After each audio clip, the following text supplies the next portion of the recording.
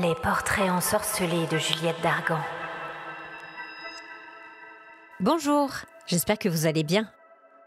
Aujourd'hui, je suis ravie d'inaugurer avec vous un nouveau concept d'épisode, les portraits ensorcelés.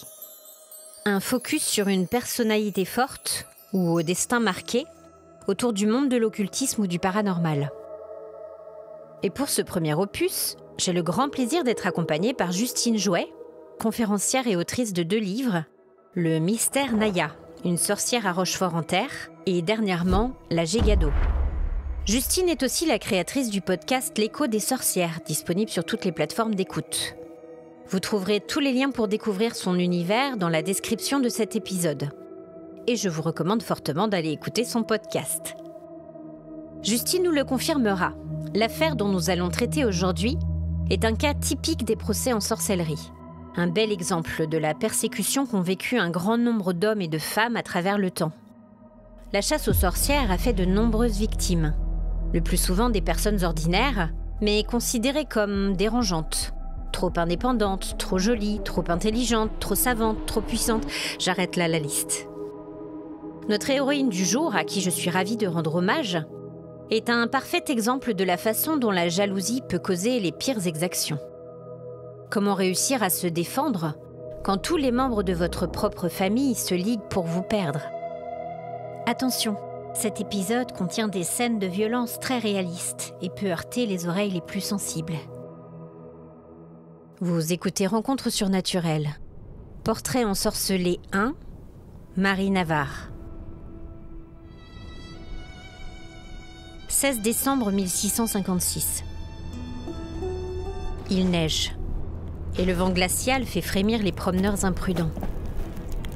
Pourtant, au lieu-dit Les Volières, à la sortie du petit village de Templeuve en Pévèle, à quelques kilomètres de l'île, beaucoup sont assemblés là pour avoir la meilleure place au spectacle délicieusement terrifiant qui s'y déroule. Ici, tous se connaissent, et quand les langues se délient, elles sont souvent pleines de fiel, prêtes à juger et à dénoncer.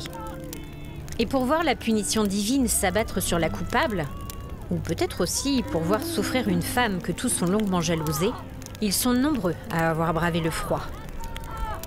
Les flammes qui déjà remontent le long des jambes de la malheureuse convient une douce chaleur aux spectateurs frigorifiés. La voix de la suppliciée résonne sinistrement, ses cris de douleur et de terreur montent au-dessus de la clameur de la foule, de ces gens qui ont été ses voisins, ses amis, ses patients, ou pire, des membres de sa famille. Éperdue, elle regarde autour d'elle, espérant encore trouver un éclair de compassion dans les yeux qui se gorgent du spectacle de sa chair calcinée. Mais il n'y aura pas de salut pour elle. Après un long supplice, le craquement des flammes reste le seul son à encore troubler les conversations des villageois. Certains, toujours excités par l'odeur du sang et de la chair brûlée, hurlent encore « Chorchi », qui signifie sorcière en ch'ti. Mais la malheureuse ne les entend pas. Marie Navarre, 41 ans, est morte brûlée vive. Brûlée pour sorcellerie, brûlée après un procès de 36 jours, brûlée après avoir été torturée de toutes les manières possibles, brûlée après avoir été humiliée, suspendue dans une cage, nue en plein mois de novembre, insultée par tous ceux qui sont passés à proximité et en qui elle avait confiance. Tout s'est passé si vite. Elle n'a jamais pu faire entendre son innocence et n'a reçu aucun soutien. Trop dangereux. Soutenir et défendre une sorcière, c'est à coup sûr se trouver condamné à son tour. Mais qui était cette femme et comment en est-on arrivé là? Marie Navarre est arrivée à 17 ans, dans le petit village de Templeuve. Issue d'une bonne famille influente et aisée, elle a été séduite par le fils Rousseau, un ouvrier agricole. Bien sûr, quand Marie a compris qu'elle était enceinte, ils ont dû se marier. Une fille-mère dans une famille respectable, ce n'est juste pas possible. Le père de Marie était médecin. Marie a grandi parmi les plantes, les décoctions et les secrets d'apothicaire. Alors quand elle s'installe au village, elle souhaite trouver une occupation. Mais les villageois sont méfiants. Elle n'est pas de Templeuve, d'une autre classe sociale que la leur, et elle connaît les plantes. Pour couronner le tout, c'est une jolie femme, mais mariée dans la honte pour préserver l'honneur de la famille intacte. Marie est patiente et elle propose ses services comme sage-femme, rebouteuse et guérisseuse. Sa clientèle vient à elle timidement pour devenir plus régulière au fil des ans. Merci Marie et que Dieu te bénisse. En 1635, son époux, Olivier Rousseau, meurt brutalement à 22 ans, après un peu moins de 3 ans de mariage. Marie décide de rester au village. Elle a sa clientèle et surtout elle est jeune, veuve. Et elle vient d'hériter des biens de son mari. Elle n'est pas riche, mais pour l'époque, son héritage lui accorde un certain confort et prestige. Elle se remarie rapidement, après quelques mois, à un autre ouvrier agricole, Martin Edebeau, le cadet d'une famille de fermiers. Sans argent, Martin aurait eu bien peu d'espoir de pouvoir obtenir des terres un jour. Sa sœur Catherine est d'ailleurs en première ligne pour hériter de la grande ferme parentale. Mais tout change quand Martin épouse Marie. Avec cette union, il va bénéficier de son confortable bas de laine et à deux, ils vont reprendre la ferme Edebeau, ce qui ne sera pas du tout du goût de Catherine et de son mari. Mais Marie a un autre ennemi. Mathieu Rousseau, le frère de son premier époux, éprouve beaucoup de ressentiment vis-à-vis de la jeune femme. Pour lui, elle s'est enrichie sur son dos en récupérant l'argent de son frère. Et puis Marie, avec son teint frais, sa silhouette fine et très féminine, lui a toujours fait de l'effet. Il la croise un soir alors qu'elle rentre chez elle, après avoir aidé une jeune mère dans sa délivrance. Elle est fatiguée et elle a hâte de rentrer à la maison. Près du lavoir, là où il fait sombre, Mathieu surgit brusquement devant elle et cherche à l'embrasser. Il a visiblement beaucoup bu et n'est pas dans son état normal. Marie s'énerve et ne se laisse pas faire, mais malheureusement son ex-beau-frère est fort comme un bœuf. Marie brandit son bâton de marche, qui l'accompagne dans tous ses déplacements, et lui flanque un grand coup sur la tête. Étourdie, son agresseur lâche prise et la jeune femme peut s'enfuir sans demander son reste. Bien entendu, il ne lui pardonnera jamais cette offense.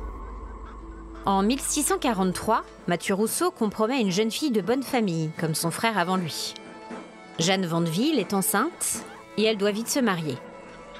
Mathieu et elle auront 8 enfants. Une large famille dont le poids est bien lourd à porter. Les années passent et lentement, Marie et Martin s'enrichissent. Tout leur sourit. Une belle et grande ferme, de nombreuses personnes à soigner au village, de beaux enfants, pas trop nombreux. Pourtant, dans le village, cette réussite fait des envieux et la colère monte, nourrie par le mépris et la jalousie. En 1656, c'est la pleine période de la chasse aux sorcières. En cette année particulière, on notera jusqu'à 6 procès pour sorcellerie dans les environs. Marie ne se sent pas plus inquiète que cela. Elle est au village depuis de nombreuses années et a aidé à mettre au monde un grand nombre d'enfants. Quand on lit la liste des noms des accusés sur les 6 procès qui ont eu lieu sur cette année, c'est à se demander si une véritable vendetta ne s'est pas déroulée sous couvert d'obscurantisme. En effet, 4 exécutions concernent des proches de Marie ou de sa famille. Dans le courant du mois de septembre, Marie est appelée chez Jeanne, son ex-belle-sœur. Celle-ci est enceinte de son 8e enfant et se trouve bien fatiguée. Elle s'allonge pendant la visite de Marie, qui note à quel point Jeanne a l'air pâle et épuisée. Pour la protéger de la lumière et du bruit, et lui permettre de se reposer avant l'accouchement qui doit avoir lieu dans les prochaines semaines, Marie couvre le visage de sa patiente avec une grande jupe qu'elle est en train de raccommoder. Jeanne, à l'abri sous le tissu, s'endort et Marie s'en va, rassurée de la voir reprendre des forces. Le 30 septembre, Marie revient aux côtés de Jeanne, dont le travail a commencé. Tout de suite, elle voit que le bébé ne se présente pas bien. La mère est à bout de force et malheureusement, le nouveau-né ne va pas survivre. Marie, désolée par la mort du bébé, prend en charge les derniers soins après la naissance. Elle recouvre le corps du bébé avec la même jupe dont elle avait couvert le visage de Jeanne quelque temps plus tôt. Et là, un déclic se fait dans l'esprit de la mère éplorée. C'est un mauvais présage. Elle en est sûre. Marie l'a ensorcelée quand elle cherchait à se reposer. Elle a jeté un sort à l'enfant qui en est mort. Marie est une sorcière. Sous les cris hystériques et la terrible accusation Chorchi, Marie récupère ses affaires et rentre à la ferme le plus vite possible. Alors qu'elle referme la porte, son époux l'accueille et s'inquiète de la voir aussi bouleversée. Marie lui raconte ce qui s'est passé et les accusations proférées par Jeanne. Martin lui demande si d'autres ont été témoins de la scène et sa femme lui explique qu'il y avait plusieurs femmes du village et que la voix de Jeanne a résonné fort dans l'air de la nuit. Martin ne dit rien, mais ses sourcils froncés témoignent clairement de son inquiétude. Marie espère que tout cela va se calmer. Jeanne va se remettre de cette naissance malheureuse et va retirer ses accusations, elle en est persuadée. Pourtant, dans les jours qui suivent, des chuchotements semblent accompagner le moindre de ses pas. Les villageois la dévisagent et lui jettent des regards suspicieux. Bientôt, Marie perd des passions. Plus personne ne veut qu'elle s'approche de leur maison. Alors qu'elle se rend au marché, elle surprend une conversation entre deux commères du village. Marguerite Dedan, dont elle a pris un soin particulier lors de la naissance de plusieurs de ses enfants, Je l'ai vue. Elle m'a ensorcelée. Dieu tout-puissant. raconte à sa voisine que la sage-femme lui a jeté un sort en lui offrant un fromage de sa ferme. Elle n'a pas pu dormir et elle a eu de telles visions terrifiantes qu'elle en est certaine. Marie Navarre est une sorcière. Et si personne ne fait rien, elle va amener le mauvais œil sur le village. Les deux femmes ont conclu qu'elle est une servante du démon. Après tout, comment a-t-elle obtenu son argent ? Marie rebrousse chemin, très en colère. Quand elle arrive chez elle, son mari l'attend, le visage grave, assis à la table de la cuisine. Il raconte à son épouse que Mathieu Rousseau, le mari de Jeanne, l'accuse à son tour de l'avoir ensorcelé en le frappant avec un bâton. Marie en reste sans voix. Martin la dévisage d'un air inquiet et sévère. Le silence s'installe, puis son époux tourne la tête, évitant de croiser son regard. Il lui fait comprendre qu'elle les met tous en danger, lui, la ferme et les enfants. Elle ne peut pas rester ici plus longtemps. Il lui demande de fuir, le temps que les colères s'apaisent. Incrédule, elle refuse tout d'abord, invoquant son innocence, puis devant l'insistance lourde de son mari, elle accepte avec réticence la nécessité de quitter le village. Elle lui promet qu'elle s'en ira au matin, dès qu'il fera un peu plus chaud. Elle a de la famille en Belgique qui pourra l'accueillir. Mais malheureusement, il est déjà trop tard. Le lendemain à l'aube, l'inquisiteur débarque accompagné d'une petite foule de En curieux. vertu du décret de prise de corps émis contre vous, vous êtes accusé de sorcellerie. Marie est arrêtée. Je ne suis pas une sorcière. On est le 11 novembre 1656. Marie est traînée jusqu'aux abords de l'église. On la gifle, on la bouscule, on lui crache au visage, on lui lance des légumes pourris. Les yeux pleins de larmes, elle ne dit rien et avance tête baissée sous les insultes. Non. Sur le côté de l'église, elle réalise avec terreur qu'on a installé un panier béni. L'inquisiteur ordonne que tous ses vêtements lui soient retirés, puis elle est poussée dans la cage suspendue au-dessus du sol. Tout le monde sait que les sorcières tirent leur pouvoir de l'énergie de la terre. Il est donc impératif de priver Marie de la source de sa puissance. Toute la nuit, Marie se recroqueville, tremblante et les lèvres bleues. Elle croit encore que ce cauchemar va s'arrêter, que quelqu'un va lui porter secours et dire qu'elle n'est qu'une femme comme les autres. Une bonne personne, toujours prête à aider son prochain. Une bonne chrétienne. Au petit matin, ce sont de nouvelles injures et projectiles qui la réveillent brutalement. Marie pleure la perte de ses illusions et la terreur du terrible sort qui l'attend lui coupe le souffle. L'inquisiteur revient, toujours accompagné d'un grand nombre de villageois. Alors, sorcière, bien dormi ? Le prêtre s'avance et sort une fiole de sa soutane. Il se met à réciter une prière en latin en aspergeant Marie de l'eau bénite qui se trouve dans la fiole. Le liquide est glacial et la prisonnière épuisée cherche à s'écarter pour se protéger de cette agression. En plein mois de novembre, après une nuit passée dehors à grelotter, elle ne sent plus ses doigts et elle n'a aucune envie d'être mouillée. L'inquisiteur déclare alors d'un ton satisfait que la réaction de Marie confirme sa culpabilité. Elle ne supporte pas l'eau bénite, comme toutes les créatures liées à Satan. On la laisse à sa prison et à son désespoir. La nuit suivante, Marie est malade. Sa toux grasse et caverneuse lui déchire la poitrine et l'empêche de bien respirer. On vient la chercher au matin pour la traîner dans l'église. L'édifice est bondé. Encore une fois, tout le village est venu assister à l'événement. Le procès de la sorcière. Marie a été couverte d'une camisole, cousue dans une toile trempée dans de l'eau bénite, et elle est conduite jusqu'au banc des accusés. L'inquisiteur est debout. À côté de lui se tient le chirurgien Barbier. C'est lui qui procède aux interrogations. Le prêtre appelle d'une voix forte Jeanne Vandeville et Mathieu Rousseau. Tous les deux racontent à nouveau leur histoire et confirment qu'ils ont bien été ensorcelés par Marie. Cette dernière est envahie d'un grand calme. Elle ne se laisse pas démonter et répond aux accusations d'une voix posée. Non, elle n'a pas envoûté Jeanne. Elle l'a simplement aidée pour que la naissance se passe bien. Elle explique ensuite que le petit Charles avait le cordon autour du cou et qu'il était bleu quand il est sorti du ventre de sa mère. Tous ses efforts pour le sauver ont été vains. Mais Jeanne, éplorée, hurle alors que l'enfant est bien mort par sa faute, parce qu'elle l'a ensorcelé. Concernant les propos de Mathieu, elle tente de raconter ce qui s'est passé il y a plusieurs années, mais personne ne la croit. Quand l'homme déclare que c'est elle qui a essayé de le séduire, beaucoup dans l'assistance hochent la tête d'un air entendu. L'inquisiteur se lève ensuite et explique que Martin, l'époux de Marie, a indiqué que celle-ci avait cherché à fuir. En outre, il a précisé que c'est elle qui a insisté pour se marier à 6 heures du matin. Or, tout le monde sait que les sorcières, ayant fait le sabbat toute la nuit, préfèrent agir très tôt pour se reposer ensuite. Marguerite Dedan raconte à son tour devant le village tout entier son histoire de fromage envoûté. Ensuite, c'est au tour d'Isabeau Vauchel de se manifester. Isabeau, sa propre cousine germaine, son amie d'enfance. D'un ton sévère, la femme déclare que Marie a ensorcelé son fils en lui donnant une pomme. L'enfant a eu la fièvre et le mal sacré tout de suite après avoir mangé le fruit. En clair, l'enfant a eu une crise d'épilepsie. Tous ces tremblements lui ont apporté la preuve de l'envoûtement de son pauvre garçon.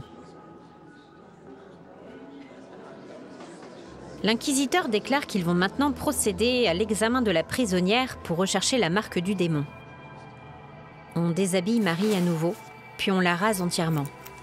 Elle sent plusieurs larmes rouler sur ses joues en observant ses longues mèches brunes tomber au sol. Le barbier s'approche et l'examine minutieusement. Il cherche la marque. Un point sans douleur et dépourvu de sang qui prouve son mariage avec le démon. L'homme désigne une petite tache blanche entre ses 2 omoplates. Marie sait très bien ce dont il s'agit. Elle s'est blessée dans l'étable il y a 1 mois et la croûte qui recouvrait la plaie vient juste de tomber, d'où la couleur pâle de sa peau à cet endroit. Le barbier se redresse et tire de sa besace une longue aiguille qui fait immédiatement blêmir la pauvre femme. Il indique à l'assistance que la sorcière craint d'être découverte. Voilà pourquoi elle a peur. Il demande à ce qu'elle soit maintenue et lui enfonce l'aiguille profondément à l'endroit où il a repéré la marque. La blessure est si profonde que Marie en a le souffle coupé. Un grand murmure se fait entendre quand le bourreau désigne du doigt le liquide jaunâtre qui s'écoule de la plaie. Marie ne saigne pas. Cela prouve encore une fois sa culpabilité. En aparté, je précise qu'il s'agissait certainement du liquide céphalo-rachidien. C'est dire si les blessures infligées étaient terribles. Le prêtre se lève et, comme plusieurs fois depuis le début du procès, il incite Marie à avouer. « Sorcière, avoue ton crime !» Je suis une bonne chrétienne. Elle refuse, malgré cette horrible douleur qui déchire son dos. « Comme tu voudras. » Soudain, une voix retentit dans l'assistance. Un couple se dresse. Catherine, la sœur de Martin, et son mari, Antoine Bonnier, se manifestent, jetant un regard mauvais et triomphant à l'accusé. Antoine crie que Marie l'a envoûté il y a peu en lui offrant un craquelin à manger. Il s'en est trouvé malade et très affaibli. L'inquisiteur et le barbier échangent un regard. Alors que Marie refuse encore une fois d'avouer, on la condamne à être soumise à la question. Elle pâlit. La question. Toujours plus de tortures qui l'amèneront à avouer tout ce qu'ils voudront. Elle le sait. Son sort est scellé. Dans les jours qui suivent, on lui inflige des blessures terribles. Et sa souffrance est telle qu'elle perd connaissance à plusieurs reprises. Enfin, les jambes cassées, déchirées, les mains écrasées, elle avoue. Oui, elle est une sorcière. Oui, elle a tué le bébé de Jeanne. Elle a bien envoûté tous ceux qui l'ont accusée. En fait, elle est prête à avouer tout ce qu'on lui demandera pour qu'enfin la douleur s'arrête. On la ramène dans l'église. L'inquisiteur lit les aveux qu'elle a prononcés et la déclare coupable. Elle sera à brûler vive pour protéger le village et toutes ces bonnes âmes innocentes. Marie ne réagit pas. On la traîne à la porte et on la maintient debout malgré ses blessures sur la pierre des sorcières. Il s'agit d'un bloc de pierre carrée gravé d'un tau, un signe utilisé pour invoquer la protection divine. Marie va rester là toute la nuit. Et le lendemain, le 16 décembre 1656, elle est emmenée au lieu-dit Les Volières. On y a dressé un immense bûcher sur lequel on l'attache. Elle y sera brûlée vive devant tous ces villageois qu'elle a passé sa vie à aider et à soigner. Ainsi s'achève ce terrible récit, et je suis honorée d'avoir pu redonner vie à Marie Navarre, qui fut, comme tant d'autres avant et après elle, soumise à tant d'atrocités sous couvert de religion, de jalousie et d'obscurantisme. Je vous propose d'explorer le thème de la persécution des sorcières avec mon invitée Justine Jouet. Bonjour Justine, c'est la deuxième fois que je te reçois sur mon podcast et c'est un vrai plaisir de te donner la parole à nouveau. Bonjour. Bonjour. On va commencer par un petit portrait pour mes auditeurs qui t'auraient oublié. Donc tu es historienne, conférencière, spécialisée dans l'histoire de la sorcellerie. Et on peut le dire aussi au vu des 2 livres que tu as déjà publiés, tu donnes la part belle à des figures féminines controversées, notamment les sorcières bretonnes. Tu as publié en 2023 un premier livre qui s'appelait Le Mystère Naya, une sorcière à Rochefort-en-Terre, pour lequel tu as mené une véritable enquête autour de cette figure mystérieuse présente sur une photographie qui représentait la sorcière du village et dont personne ne savait réellement qui elle était. Et ton deuxième ouvrage, qui a été publié en septembre dernier, toujours chez le même éditeur, La Coop Braise, traite de la Gégado, qui retrace la vie de cette célèbre empoisonneuse bretonne qui a fait 60 victimes. C'est ça, il me semble. Oui, c'est ça, 60, tout à fait. Énorme. Oui, ouais, c'est assez impressionnant. Ouais, pour l'époque, ouais. Tu donnes également des conférences et des visites guidées sur ces thématiques en Bretagne, mais pas seulement. Et tu explores l'imaginaire collectif autour des sorcières. Et ça t'a d'ailleurs poussé à créer ton propre podcast récemment, donc L'écho des sorcières, qui te permet de relayer ce thème en dehors de tes livres et de tes conférences. Donc écoute, merci beaucoup de me rejoindre aujourd'hui. Peut-être on peut faire un petit focus sur tes projets en cours. Justement, livres, podcasts, conférences, nous dire éventuellement où est-ce qu'on peut te retrouver pour découvrir ton univers, et puis est-ce que tu travailles là actuellement peut-être sur un projet de livre ou pas, je ne sais pas. Déjà, tu m'as très très bien résumé, merci pour ce portrait. Alors, je vais essayer de répondre dans l'ordre. On peut me retrouver sur Facebook et Instagram. Un petit peu LinkedIn, mais je suis vraiment présente sur Facebook et Insta. Je travaille sur les sorcières d'hier par, effectivement, comme tu l'as dit, des visites guidées, des conférences, un peu partout en France, même si cette année, pour des raisons perso, je fais le choix de me concentrer sur la Bretagne, même si j'ai des demandes de projets en dehors de la Bretagne, je les accepte, mais de moi-même, je ne vais pas démarcher pour partir de Bretagne en 2025. Je réalise des enquêtes historiques maintenant pour les communautés de communes et les communes. Donc je pars sur les traces des sorcières d'hier qui ont existé. Ça peut être des rumeurs, des personnes réelles, et j'essaye de retrouver leurs traces dans les archives. Et ensuite, on en fait des expositions, etc. Je fais aussi de la correction historique et de la mise en forme pour des expositions. J'en ai une en cours en ce moment qui aura lieu en octobre prochain. Et ces derniers mois, je m'intéresse aux sorcières modernes. J'essaye de voir qui sont les sorcières modernes, comment elles existent, pourquoi elles se définissent comme ça. En somme, qui est une sorcière moderne ? Qu'est-ce qui se cache derrière ce thème-là? Du coup, j'ai sorti 4 nouvelles visites guidées à Rochefort-en-Terre sur le thème des saisons. Et surtout, j'ai sorti je suis en train de sortir un projet qui s'appelle Confidence de sorcières, qui est vraiment des portraits que je veux faire de sorcières. Donc je leur propose d'écrire leur histoire sous la forme d'un livre. Voilà. Ok, voilà, c'est passionnant. Et puis le Ouais. podcast, oui, je faisais un épisode par semaine. Au début, je trouvais le rythme, ça allait. Et puis en fait, là, j'ai des gros projets en cours et je Mm. préfère passer à 2 épisodes par mois pour Oui, bah, de toute prendre façon, de c'est vrai que travailler encore mieux les épisodes. c'est un travail sur le long terme assez épuisant, effectivement. Il me semblait que tu étais la personne la mieux placée pour venir apporter un éclairage historique après mon premier portrait ensorcelé, qui est Merci. sur la personnalité de Marie Navarre. Donc j'aimerais d'abord revenir sur un élément qui m'a choqué, moi, dans un procès pour sorcellerie. Pourquoi est-ce que l'accusé n'avait pas plus de possibilités de se défendre et de faire entendre sa voix? Alors déjà, dis-toi que tu es dans un procès qui est à charge. La personne qu'on va juger, on pense vraiment qu'elle est avec le diable, que c'est le mal incarné. Comme je dis toujours, aujourd'hui, on a la présomption d'innocence, mais à l'époque, on avait la présomption de culpabilité. Donc, on n'allait pas donner de droit à un homme ou à une femme qui était vraiment la personnification du mal, qui était un suppôt de Satan, etc. pour les gens. Donc, pas d'avocat. Et puis, une fois la question subie, elle arrive devant ce que moi j'appelle ses seconds bourreaux, tu vois, qui sont les juges, Mm.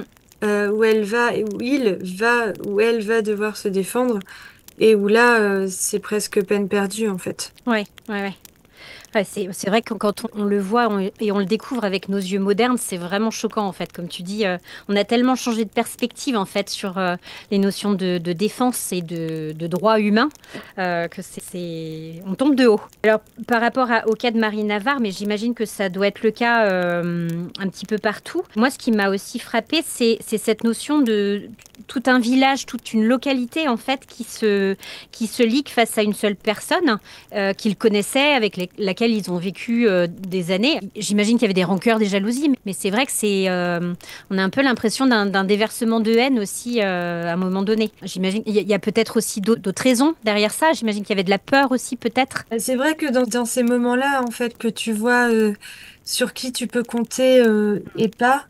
Mais je pense que ces gens-là ont peur, tu vois, quand on te dit un tel est à la prison actuellement, on la questionne parce qu'on la pense sorcière, bah forcément, tu te dis que toi-même tu y as fait appel. Si c'est découvert, enfin, Hmm. tu vas aussi subir la question. Donc, tu préfères charger la personne en qui tu as eu confiance et en qui tu as peut-être encore confiance, plutôt que toi risquer ta propre vie. Ouais, ouais. Après, il y a aussi des velléités. Il y en a clairement qui, à mon avis, devaient en vouloir à Marie et Et qui ont profité quoi. qui en profitaient pour la Ouais. charger, ouais. Enfin, la charger, je veux dire, Ouais. dénoncer certaines choses. Ça, c'est vrai que il y avait aussi toute une notion de jalousie, mais familiale pour le coup, puisqu'il y a pas mal de ces accusateurs qui faisaient partie de sa famille, soit directe, soit indirecte, en tout cas, ou par mariage, avec une notion d'héritage derrière. Enfin, voilà, c'est vrai que ça peut causer des jalousies Ah, et des choses non oui, réglées. l'argent peut causer des soucis, oui. Ouais. C'est clair. Est-ce que tu peux nous dire si toi, globalement, avec ton expertise sur les procès de sorcellerie, quel était l'objectif un petit peu de l'Église par rapport à ces procès? Est-ce que c'était imposer leur toute-puissance, la punition divine, imposer aussi leur importance au niveau de la société? Alors, ce que j'ai découvert aussi en m'intéressant aux sorcières modernes, et notamment la Wicca, c'est que finalement, la religion catholique a voulu éradiquer tous les rites païens d'avant, Oui. et ils ont réinterprété des fêtes païennes pour les christianiser en fait. Hmm. Par Ouais. exemple, Ostara, c'est devenu Pâques, le solstice d'hiver, c'est devenu Noël, tu Ouais. vois. Ouais. Donc il y a vraiment une volonté pour la religion catholique d'éradiquer le paganisme. Donc les gens qui ont voulu, enfin, croyaient en ces rites-là, etc., eh bien, soit on les a convertis de force, soit quand ils voulaient pas c'était des hérétiques et auquel cas Hmm. ils passaient sur le bûcher. Et autre chose, dans la religion catholique, la femme, elle est vue certes comme celle qui porte la vie, mais la sorcière est vue comme une femme qui peut, à la manière d'une sirène, Hmm. séduire un homme ou une personne de manière générale. Donc il faut l'éradiquer. Il y a un livre qui s'appelle Le marteau des sorcières, qui est ce que moi j'appelle le manuel du parfait petit inquisiteur, Ok. qui là dit que la femme est un problème, que la sorcière est un problème et qu'il faut les éradiquer. Ok. Quand on brûle une sorcière, on brûle une femme. C'est-à-dire Ok. que quand on parle de chasse aux sorcières, aujourd'hui, certaines sorcières modernes et historiennes parlent de sexocide. D'accord. Et pour Et tes auditeurs, sexocide, c'est que on dit que en fait, on a voulu exterminer une partie de la population en fonction de son genre. ouais, d'accord. Voilà. Ok. Est-ce que tu peux nous parler un petit peu plus précisément des procès en sorcellerie? Parce que là, dans le portrait, effectivement, j'ai expliqué comment s'était déroulé celui de Marie Navarre. Il y avait des choses qui revenaient de façon assez régulière. Il y avait des techniques pour interroger les sorcières. On avait aussi souvent l'habitude de les raser, de chercher la marque du diable. On les soumettait à la question aussi. Voilà. Est-ce que tu peux nous Oui. parler un petit peu de tout ça, de comment ça se déroulait? Oui, alors chaque procès évidemment est unique en fonction d'où est-ce qui s'est passé, du contexte, etc. Mais la plupart du temps, on observe le même schéma. On a d'abord la délation, donc la dénonciation. Là, tu as deux types de témoins. Soit la personne, pour elle, elle donne vraiment une sorcière, donc elle y croit. Ou Oui. alors, tu as les témoins qui en profitent pour se débarrasser de quelqu'un de gênant. Ok. Un membre de la famille, tu vois, comme le cas de Marie Navarre, ou alors des voisins, etc. Hmm. Euh, Ensuite, la personne est donc amenée en prison et la question commence. Donc la question, c'est la manière polie de parler de la torture. Hmm. Et là, il y a différentes manières de faire. On peut dégager trois choses parce que bon, il y a différentes manières de faire. Il y a les brodequins, etc. Mais la plupart du temps, c'est on va raser la personne. Euh, alors, plutôt les femmes. Les hommes, ça devait se faire aussi, mais on va rechercher la marque du diable. C'est-à-dire qu'on pense que la personne qu'on arrête, elle a fait allégeance au diable et qu'elle a été marquée. Hmm. Ça peut être tout et n'importe quoi. Ça peut être un grain de beauté mal placé, une cicatrice mal refermée ou une cicatrice tout court. Quelque chose de vraiment anodin peut devenir quelque chose de terrible pour le destin de la personne qui le porte. Ok. Et on va, donc une fois qu'on a trouvé la marque du diable, on se dit que voilà, la personne est une sorcière. On la rase aussi pour parfois lui enfoncer des tiges d'argent Hmm. dans certaines parties du corps pour voir si la personne saigne. Si la personne ne saigne pas, c'est une sorcière? Oui, parce que Ouais. dans ces cas-là, elle n'est pas faite naturellement. Voilà, avoir des traces, et Ouais. s'il n'y en a pas pour les gens, c'est surnaturel. Ouais, tout à fait. Je comprends. Plus la méthode de Lord Ali aussi, qu'on a donc pieds et mains liés dans l'eau. Si la personne coule, elle n'était pas une sorcière, mais elle est morte. Et si elle remonte, elle a utilisé une certaine magie. Et dans ces cas-là, c'est une sorcière. Waouh. Dans les deux cas, on ne s'en sort pas. Bah oui, c'est ça. Ouais, c'est ce que j'allais dire. C'est ça. De toute façon, le but, c'est qu'on ne se sorte pas d'un procès pour sorcellerie. Et qu'est-ce qui se passait en fait, du coup, si la personne était, on voyait qu'elle avait pas été, n'était pas une sorcière. Est-ce qu'il y avait, du coup, ça se retournait vers les accusateurs pour mauvaise foi ou pas du tout? C'était juste, bah tant pis quoi. Non, j'ai pas connaissance d'un cas de sorcellerie, enfin d'un cas de procès de sorcellerie qui s'est fini en erreur judiciaire. D'accord. Ouais. Donc on oubliait un peu et Sauf aujourd'hui, tu vois, aujourd'hui les sorcières sont réhabilitées bien et sûr. on arrive à dire que par exemple l'affaire Anna Goldie c'est une erreur judiciaire, Ouais. mais de son temps, Donc les femmes mouraient juste. On voyait que c'était pas des sorcières et c'était tout quoi en fait.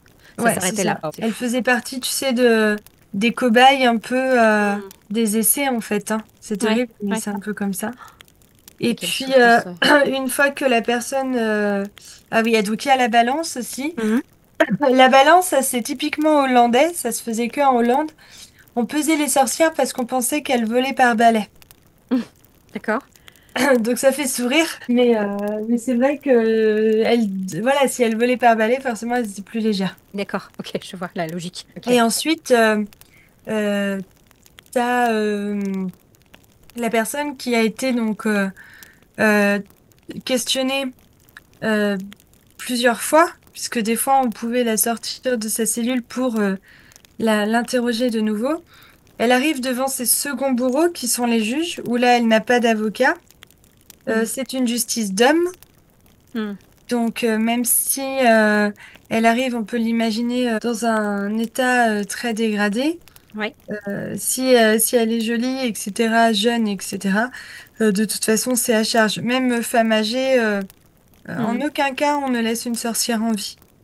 On D'accord. en a trop peur à l'époque. Ouais. Et du coup, justement, pour rebondir sur ça, sur cette partie du jugement, dans les petits villages, qui est-ce qui s'occupait de l'examen des accusés, de la question? Est-ce qu'en gros, il y avait un inquisiteur qui passait et qu'on attendait, ou est-ce que c'était des dignitaires ou des notables du village qui s'en chargeaient? Alors, ça, je pense que c'était plutôt judiciaire, Hmm. inquisiteur, etc.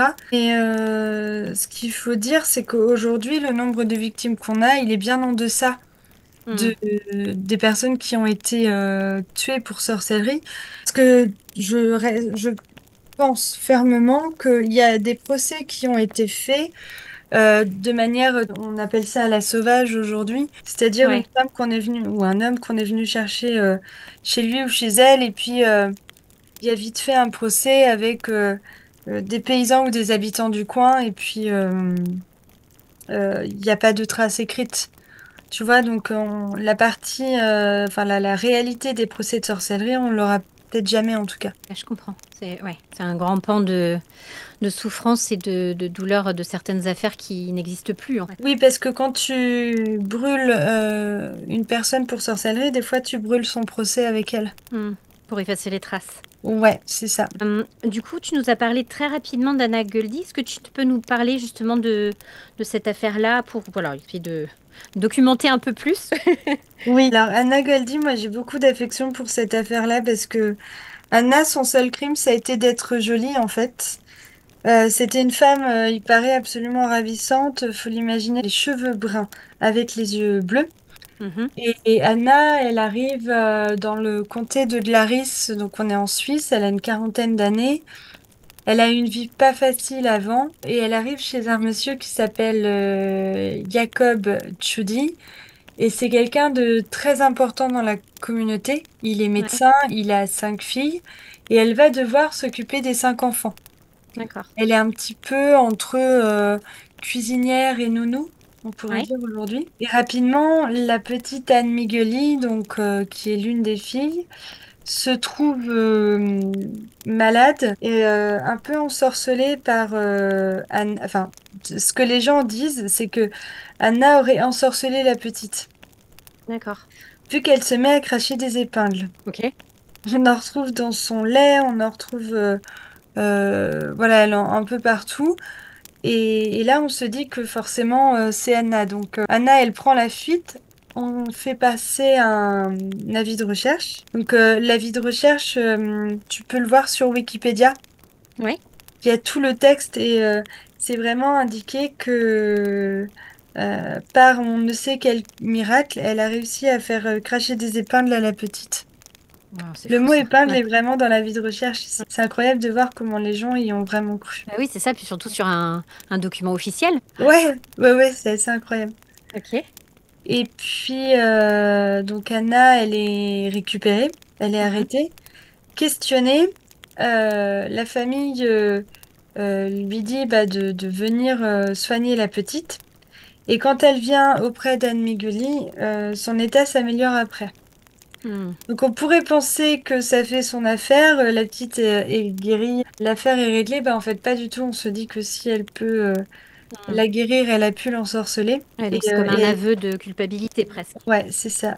Et elle est décapitée en 1782. Et il y a un journaliste, Monsieur Hauser, va vraiment déterrer le procès d'Anna. Il va faire des grosses recherches en archives et il découvre qu'Anna, elle a eu un enfant mort-né Ok. Cet enfant vient bien de quelque part. Oui. Il découvre une plainte pour ce qu'on peut qualifier de viol ou d'agression sexuelle Mhm. d'Anna contre Jacob Tschudi. D'accord. Ok. Donc en fait, Anna, elle a... Alors, on sait pas trop.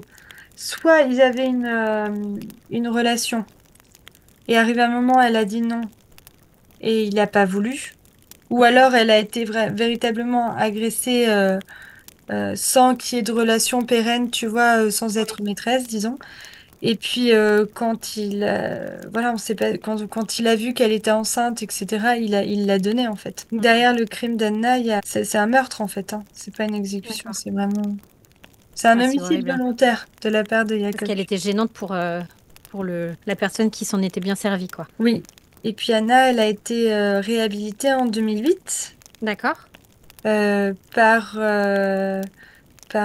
l'action de Monsieur Hauser. Il a Ouais. réussi à faire une sorte de réhabilitation, ouais, procès en révision, en mettant autour de la table l'Église, plus les pouvoirs publics et lui-même. Et puis il a obtenu une somme d'argent pour faire un musée. D'accord. Ok. Ouais. Voilà, C'est hyper important de pouvoir rendre la voix à oui, ces personnes c'est ça. Et tu vois, coupables. petit aparté, c'est pour ça en fait que je veux travailler sur à essayer d'avoir, enfin, de décrire l'histoire des sorcières modernes, c'est qu'aujourd'hui, en fait, on peut avoir cet héritage-là. Des mémoires de sorcières d'avant, il n'y en a pas aujourd'hui. Oui, parce que c'était diabolisé, il fallait pas en parler, Ouais, et puis caché. elles étaient illettrées, tu vois, donc Ouais, ouais, ok. Est-ce que justement, toi, au fil de tes recherches sur tous ces procès en sorcellerie, est-ce que tu as dégagé on va dire, des traits de caractère un peu redondants? Je pense par exemple à des femmes très indépendantes ou des femmes qui auraient pu avoir une influence plutôt gênante, une position sociale dérangeante tout le ça, c'est temps quelqu'un qui, soit en dehors de la société, soit quelqu'un qui est bien intégré par le soin des plantes, etc. De toute façon, il y a toujours un côté médecine, tu vois, femme médecine, sage-femme, Ouais, etc. Parce que quand on ouvre les universités au Moyen Âge, nous, en France, on n'autorise pas les femmes à y entrer.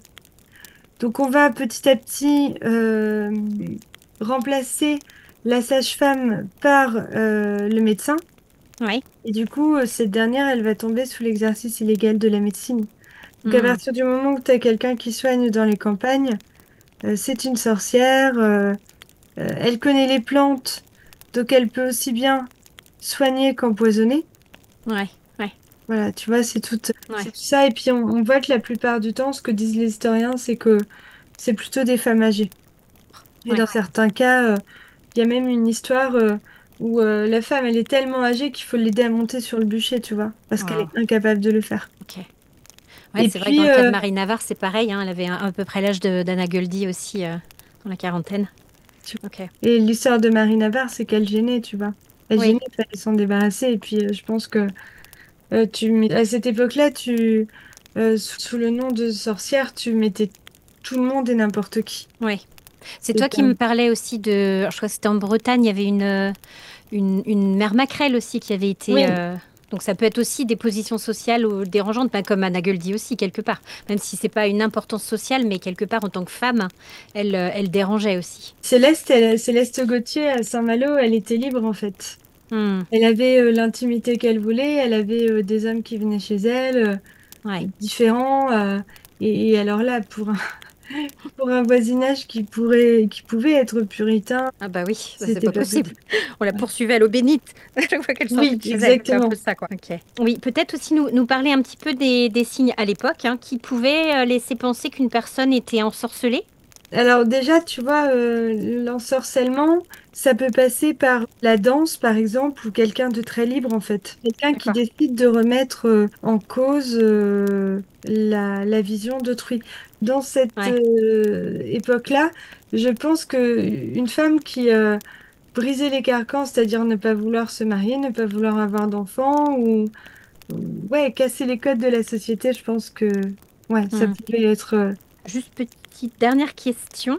On en avait parlé, moi, ça m'avait pas mal choqué aussi la dernière fois. Effectivement, que les minutes des procès, la procédure était brûlée aussi, mais que également on allait même plus loin. C'est que même dans la famille des très proches parents ou des filles et petites filles des sorcières ou sorciers, ça arrivait aussi que on brûle toute la lignée en fait. Du coup, comment est-ce qu'on peut expliquer qu'on ait réussi à justement à faire perdurer cette voie. Alors, encore une fois, hein, il n'y en a pas beaucoup. Il y a une grosse partie qui n'est pas connue. Mais justement, celle qui est connue, c'est même étonnant, quelque part, qu'on ait réussi à en entendre parler. Ça, tu vois, s'il y avait cette peur de garder des traces quelque part ou qui est une sorte de notion un peu satanique attachée soit à la lignée, soit aux procédures, à la procédure de la sorcellerie dont on se débarrassait, c'est étonnant qu'il y ait eu encore tu vois, des procédures qu'on arrive encore à trouver en fait et qu'on n'ait pas tout brûlé simplement. Comment on explique qu'il y en ait certaines qui réussissent à sortir du lot, quoi. Je pense de manière pratico-pratique que quand tu es juge, tu as des obligations dues à ton métier et qu'ils n'avaient pas le choix de garder les procédures. Et puis de toute façon, après, tu as différents moyens d'avoir connaissance des procédures. Parce que tu as des registres de tel état contre telle personne et ensuite tu peux avoir la cause du procès ou alors carrément avoir toute la procédure. Donc, mais pour ce qui est des lignées, en fait, on pensait qu'on est... Alors, il y a plusieurs hypothèses. On pensait qu'on naissait sorcière. Donc, on tuait la grand-mère, la mère et la petite fille. Ou alors, on pensait aussi qu'on pouvait se passer le don, mais tu sais, en apprenant ensemble de son vivant. D'accord, ok. Voilà. Après, il y avait quand même des hommes, parce qu'on parle beaucoup des femmes, mais il y avait quand même des hommes aussi sorciers. Oui, tout à fait. Il y avait des hommes. Environ 20%. Ouais, c'est étonnant parce que du coup, on comprend un peu cette vision de la femme qui est relayée par l'Église, un peu, comme tu le disais, hein, très anti-femme pour imposer un pouvoir de l'Église et des hommes et d'une société très masculine. C'est étonnant du coup qu'on puisse avoir des procès en sorcellerie de sorciers, en fait. Le plus souvent, c'est des compagnons, des frères, ou alors des gens qui avaient un comportement atypique. Ok, d'accord. Eh ben, écoute, c'était vraiment passionnant. Merci beaucoup pour cet éclairage. On repart avec plein d'infos sur les sorcières. Et puis du coup, j'invite mes auditeurs effectivement à aller consulter la description de l'épisode, puisque je mettrai un peu tous les liens pour pouvoir te suivre et découvrir ton travail, qui est vraiment passionnant. Merci beaucoup. Merci de m'avoir invité, ça a été un plaisir. Merci Justine, à bientôt. À bientôt.